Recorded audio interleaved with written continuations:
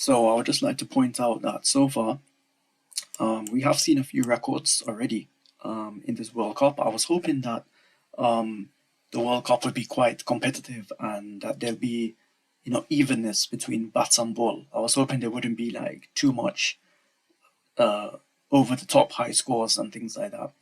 But there's been a few like scores over 400 and close to 400, um, especially from South Africa. They're the team that's really been doing that. So, on I think the second day of the World Cup, the second match, when South Africa played Sri Lanka and they made 428, that was a new World Cup record for the highest score ever in a World Cup. Um, and then the other record again involved Sri Lanka. They made 344 against Pakistan, and Pakistan chased it. So that was another World Cup record for the highest score chased victoriously. So yeah, on a side note, that shows that Sri Lanka's bowling is really suffering, which was expected without some of their main players. And but they did well to bowl out England today for 156. So that was a good comeback by them.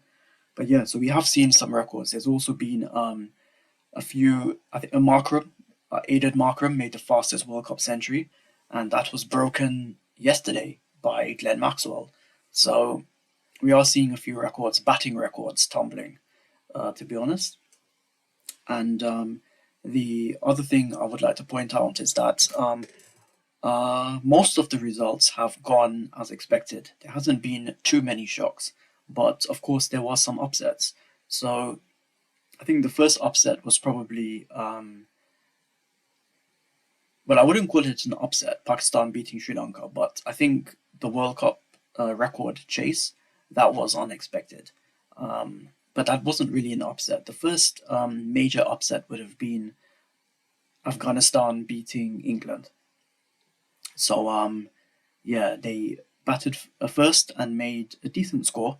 You still would have expected England to chase it, but Afghanistan managed to defend it, and they won quite comfortably actually. So and I think they were very inspired by the fact that they wanted to, you know, play for their country because they had a very bad earthquake the day before and a few thousand people had died.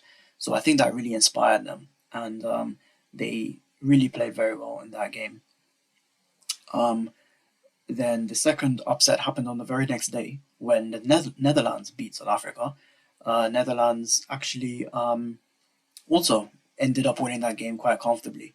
So yeah, and then the third upset would have been when Afghanistan beat Pakistan. Pakistan also made a decent score, 280 something, and I didn't expect Afghanistan to chase that down, especially not to win by 8 wickets. It was an amazing chase, to be honest. It's the most sensible batting performance I've seen from Afghanistan under pressure. And then I would say that the fourth upset was Sri Lanka beating England, and they did it so easily as well. It was actually a thrashing. They won by 8 wickets. So yeah, that is the upsets we've had so far. We've had four. And another thing I would like to point out, which is a bit disappointing, is that there hasn't been any close matches. Um, so there hasn't been any last over finishes or any like 1 wicket or 2 wicket victories or like you know uh, like a team winning by less than 5 runs. A lot of the matches have been one sided. Even the matches I just mentioned with the upsets, the in each of those scenarios, the underdog actually won quite comfortably. Like Afghanistan beat Pakistan by 8 wickets. They beat England by a big margin. Netherlands beat South Africa quite easily as well. And so yeah, even the matches where the shock result happened, it was not even close.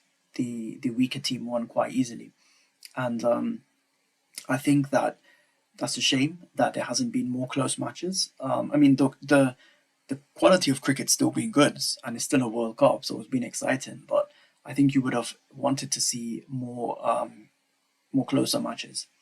And but the thing is, though, is that as the second half of the group matches is starting tomorrow, over the next few weeks, A lot of these group games are going to become quite intense because some of them are actually going to be knockouts. Um, because you might end up with quite a few teams on the same amount of points, maybe around the middle of the table, fighting for the third and fourth spots. So it's going to come down to run rate as well. So I think now we're going to get some really good games, some really intense games coming up. If you check the schedule, so like tomorrow, for example, Pakistan are playing South Africa. That is a crunch game because South Africa want to win it just to get to 10 points and really secure their spot in the semi-final. Um, Pakistan have to win it, really, when you think about it. If they lose this, then I think they're probably out. So they have to win it to keep their hopes alive, really. So that, and it's two good teams playing each other. So I think that will be a very, very good game.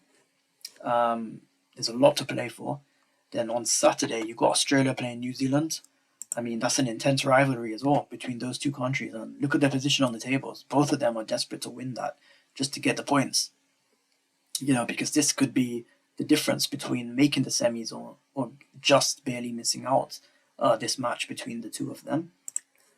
You also got Bangladesh playing Netherlands on the same day, and I think that will be a very good game. Just simply because, Bangladesh are the better team, but Netherlands, they fight so hard and they play a lot of brave cricket. So I think that match will be it's an even match. I think that could be a very, very close match. So I think that would be very exciting as well. And remember, even if the teams can't get through, they don't want to finish last, right? So there's a lot of pride to play for. So I think that will be a good game.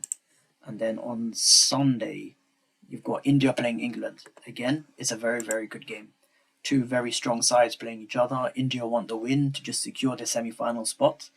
To get to 12 points. England as well, they're desperate for a win because any slim chance they have of getting through, they need the points. If they lose that game against India, then they're definitely they're out.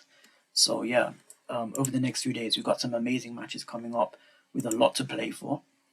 So hopefully we'll get some more entertaining and close finishes, not so many one-sided games. And this is when we're going to see really who's going to be making the knockouts. So I will start to do a video every week after each round of matches to see the progress of each team. One thing I would like to say for sure though is the Netherlands.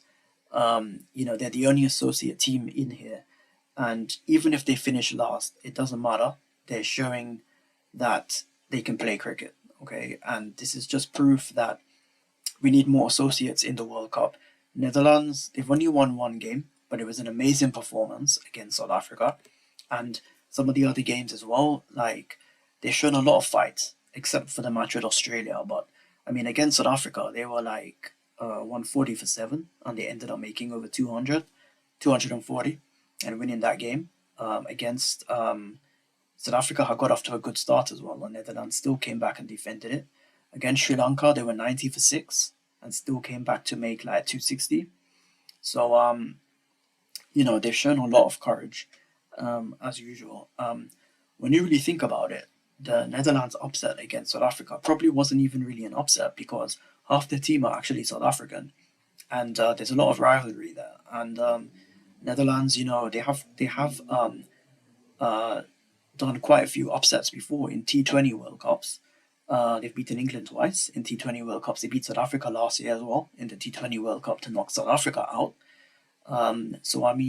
They have this reputation, but of course, 50 overs is so much longer and so much more difficult to win a match rather than a 20-over game. So I guess it is still an upset, but it's not like extremely surprising.